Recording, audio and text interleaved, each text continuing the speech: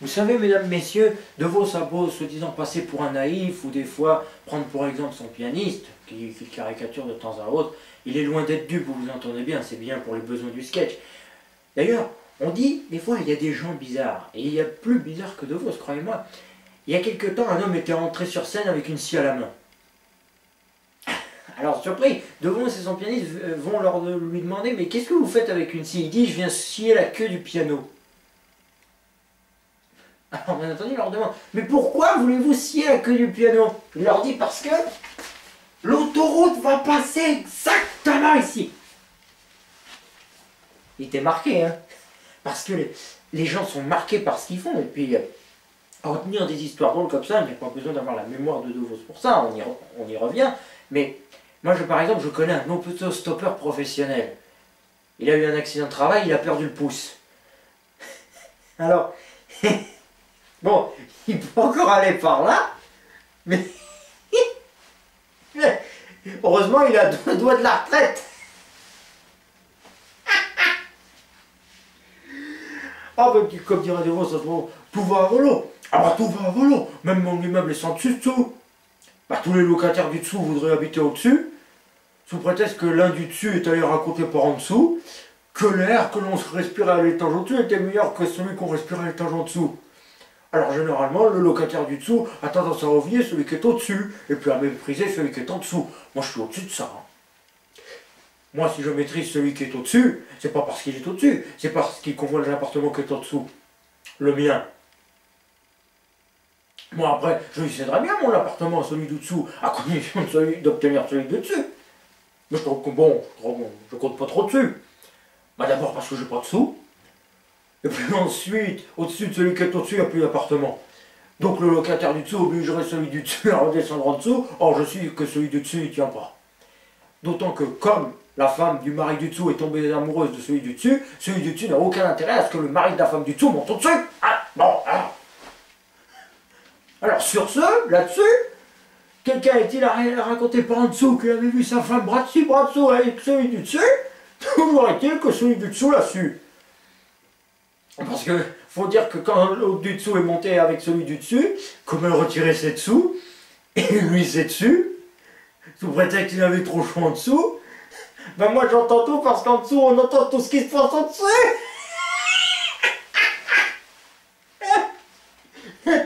Et du coup celui du dessous leur est tombé dessus.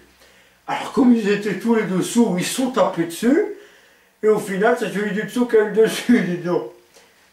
Vous l'aviez su ça? Ah non. Ah mesdames, messieurs. Alors en dehors de mon appartement, vous pouvez pas savoir ce que je suis content d'être ici. Parce que je déteste être chez moi. Je déteste être chez moi. À tel point que quand quelqu'un me dit vous êtes ici chez vous, je rentre chez moi. Si je vais chez quelqu'un qui me dit faites comme chez vous, je fais plus rien.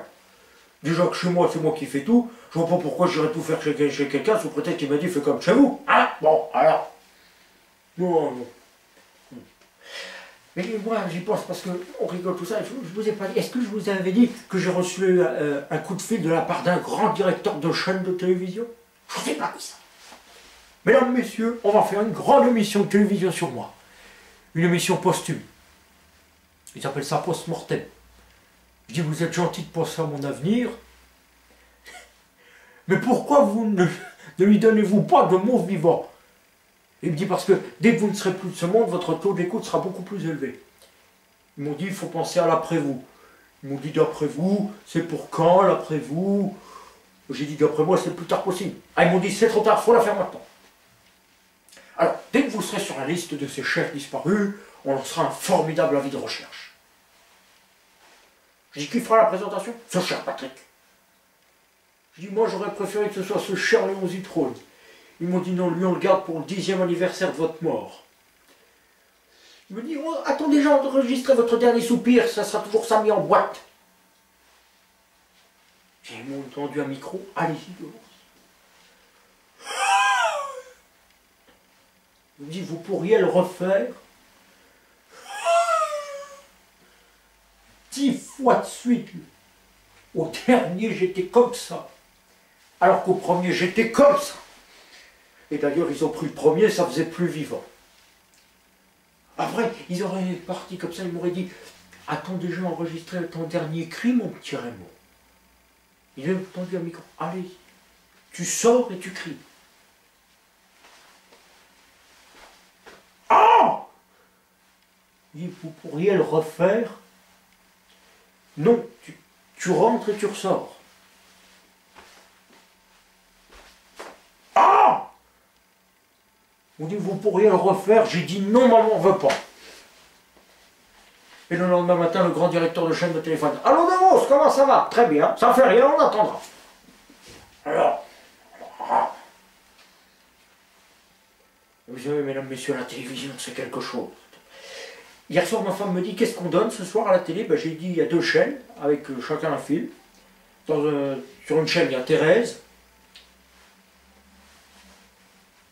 dans un genre pieux, classé pieux, et sur l'autre chaîne, il y a Emmanuel, dans un genre tout à fait différent, enfin, classé X. Elle me dit, oh, moi, ça ne m'intéresse pas, je vais me coucher, pas toi? Il dit, non, non, non. Non, je dis, je pense que je vais rester un peu pour voir le film. Elle me dit, lequel? Ben, je dis, le pieux, enfin, avec un X. Elle me dit, tu me raconteras. Je te raconterai tout, les détails. Va te coucher, mon petit. Alors j'allume ma télé, je prends mon zapper. J'aime bien zapper. J'ai dit, bon, bah alors envoyons Thérèse, puisque c'est ce que j'ai décidé. Mais auparavant, je vais jeter un petit coup d'œil sur Emmanuel. Par acquis de conscience. J'ai une petite idée. Bon. Je zappe sur Emmanuel. Ah, la belle femme!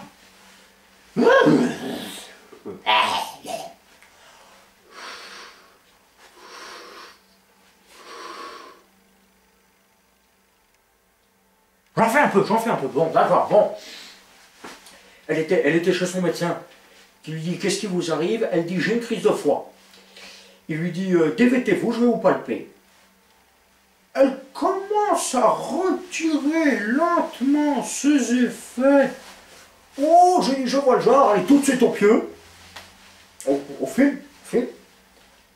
Je zappe sur Thérèse en extase.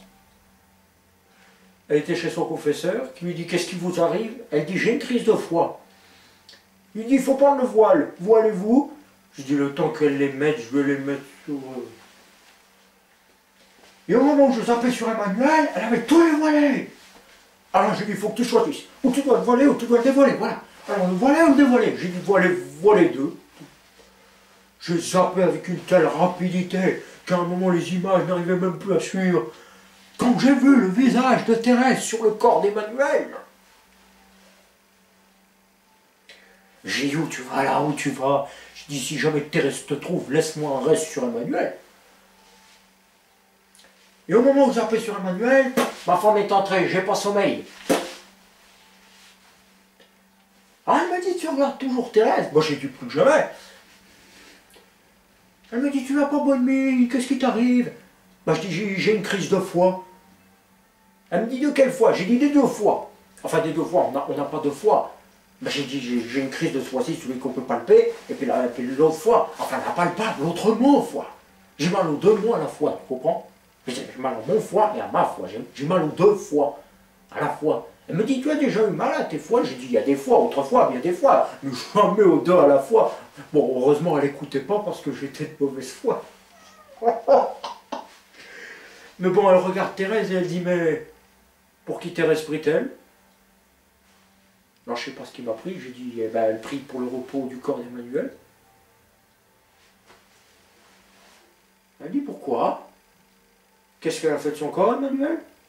Là, j'ai éclaté, j'ai dit, qu'est-ce que tu veux que je te dise? Tu m'as même pas laissé voir le film. Alors,